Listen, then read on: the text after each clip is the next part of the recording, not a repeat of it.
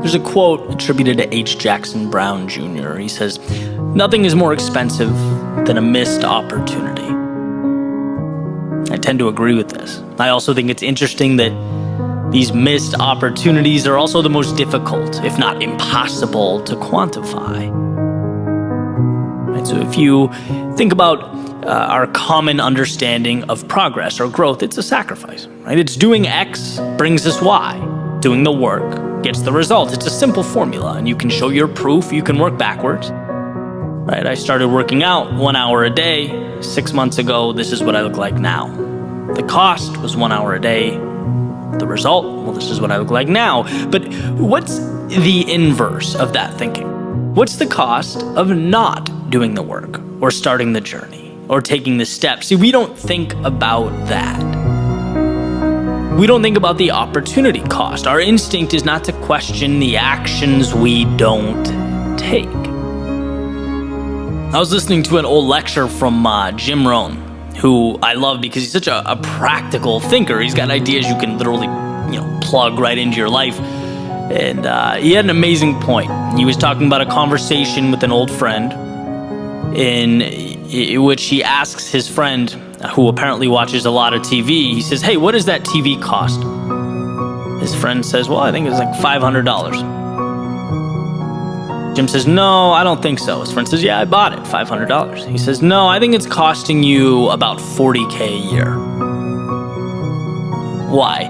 Well, not because of what he paid for the item, but because of the opportunity cost. What his time using that TV could be reallocated to.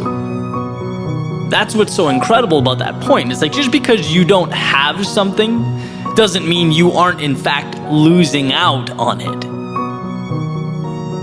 Time is our most precious of commodities. Its utilization is the gateway to transformation. It should be protected. And, the intent of the message is not to walk around panicking about every second, of every minute, but more being aware holistically how recklessly we use our time. I don't know if you've ever looked at the screen time usage on a cell phone before going to bed at night. It's terrifying. Right? Some of it was necessary, but a lot of it wasn't. And what does that cost? What does 2 hours a day of not moving towards a dream or goal cost you?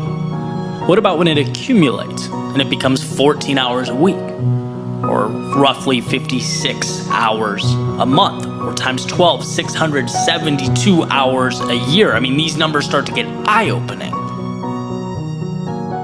Right? All it takes is a little awareness, and we see how often we dispose of time like it's valueless. Everything we do has a cost, because in doing it, we are making a decision to not be doing something else with that time. And again, I believe in balance. I want to emphasize that. I'm not suggesting that we walk around like robots, clocking in, clocking out, checking boxes so that we don't ever waste a minute, right? As the great Keith Urban says, the best days of my life were all that wasted time. We should explore and enjoy and love and laugh and experience life. But that awareness makes us more intentional with those pursuits. With our work time and our play time, it forces us in a way to prioritize, to ask ourselves what we want. Instead of only looking at progress like this vending machine where you put in X and Y comes out. Well, we can ask ourselves, what happens if I don't put in X? What happens if I keep it in my pocket? What won't come out? What could have existed that now won't? See, just because you don't see something slipping away, that doesn't mean that it isn't. And the immediate, the world in front of you, unfortunately, won't remind you of that. That's a bell you have to ring yourself.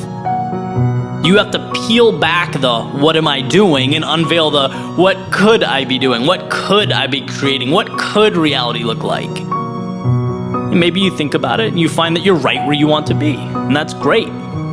Maybe you realize you've accepted a tolerable existence at the expense of an ideal existence.